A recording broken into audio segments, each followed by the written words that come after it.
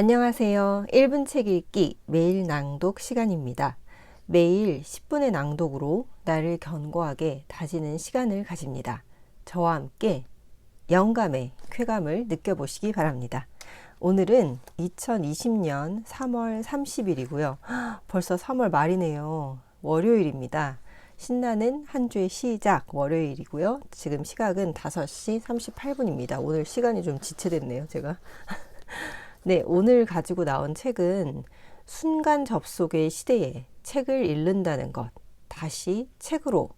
저는 독서를 좋아하기도 하고 독서에 관한 독서를 하는 것도 굉장히 좋아해요. 책 읽기에 대한 책입니다. 순간 접속의 시대잖아요, 지금. 모든 정보는 우리가 클릭 한 번으로 얻을 수 있습니다.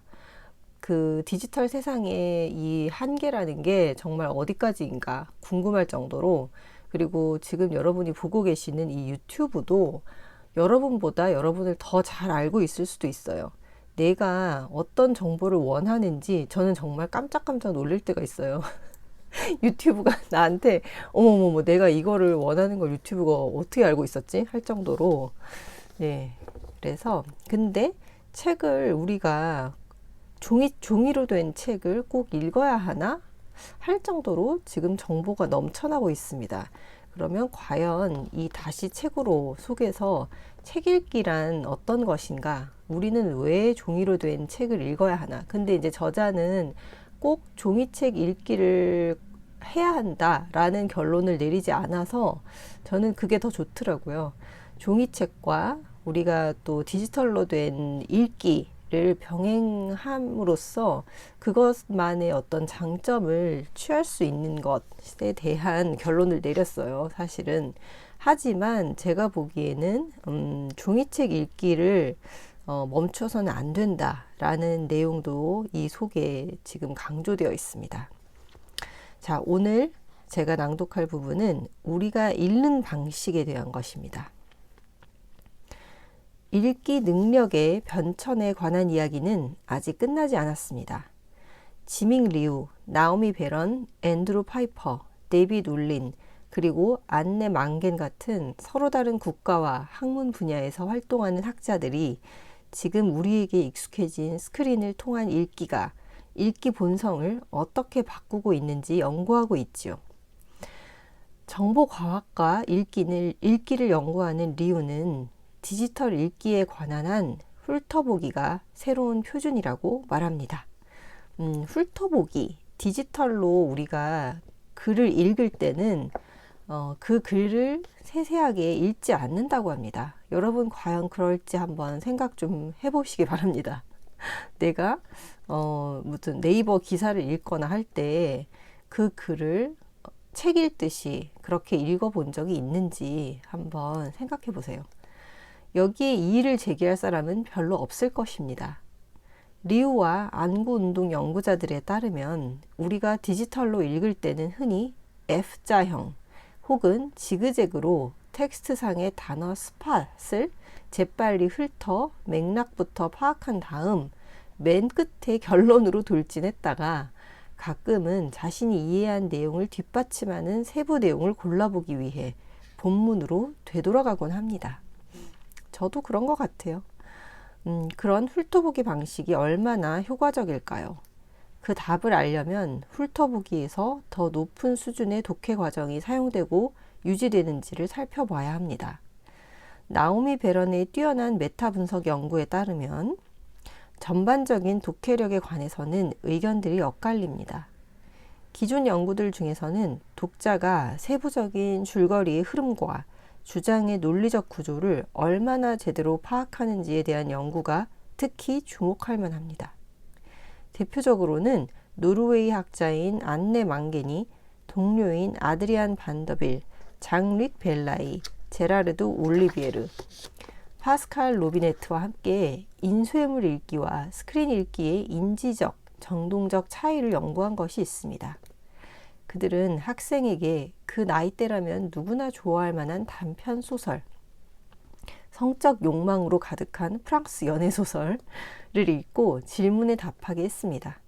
학생들의 절반은 제니, 내 사랑을 킨들로, 킨들은 전자책이에요. 나머지 절반은 종이책으로 읽게 했지요. 그 결과 종이책으로 읽은 학생들은 스크린으로 읽은 학생들보다 줄거리를 시간순으로 재구성하는 능력에서 더 뛰어났습니다. 다시 말해 디지털 화면으로 읽은 학생들은 소설에서 간과되기 쉬운 세부적인 사건의 순서를 놓치는 것으로 나타난 거지요. 시간순으로 구성하는 것을 놓치는 어떤 결과가 나타났대요. 디지털 화면으로 읽은 학생들은. 오헨리의 단편 소설집에서 아내는 남편에게 시계줄을 사주기 위해 자신의 아름다운 머리카락을 잘라 팔았고, 남편은 아내에게 빚을 사주기 위해 자신이 아끼는 시계를 팔았다는 이야기를 읽으면서 세부적인 내용을 건너뛴다면 어떻게 될지 한번 생각해 보시기 바랍니다. 만개의 연구팀을 비롯한 많은 연구팀이 자신들의 연구 결과가 스크린 읽기에서 관찰되는 훑어보기와 건너뛰기, 그리고 대충 읽기는 물론 스크린에 내재하는 구체성과 공간성의 결여와 관계가 있다고 추정합니다. 이 모든 것이 학생들의 이해력에 어떤 영향을 주는지는 아직 결론이 내려지지 않았습니다. 최근의 연구 결과, 적어도 텍스트가 비교적 짧을 때는 학생들의 일반적 이해력에서 매체에 따른 중요한 차이는 발견되지 않았습니다. 하지만 다른 연구들, 특히 이스라엘 학자들의 연구 결과에서는 보다 구체적인 차이가 나타났지요. 즉, 인쇄물로 읽은 학생들의 이해도가 더 높게 나왔던 것입니다. 이건 예측할 만하지요. 이유는 지금까지 연구들마다 다른 결과가 나온 것이 텍스트의 길이 때문인지, 그리고 만약 긴 텍스트를 사용하면 더욱 다양한 결과가 나타날지를 두고 의문을 제기합니다. 현재로서 확실한 것은 만개의 연구에서 실험 대상자들이 스크린으로 읽을 때는 시간순으로 기억을 배열하는 것이 쉽지 않았다는 사실입니다. 앤드루 파이퍼와 데이비드 울리는 시간순으로 배열하는 능력이 디지털 기기에서는 덜 중요하다고 해도 물리적 세계와 인쇄된 페이지 위에서는 중요하다고 주장합니다. 파이퍼는 생활 속에서와 마찬가지로 읽기에서도 인간은 경로의 감각, 즉 시공간적으로 자신이 어디에 있는지에 관한 지식이 필요하다고 말합니다. 필요할 경우에는 계속해서 그곳으로 되돌아가 뭔가를 더 알기 위해서 말이지요.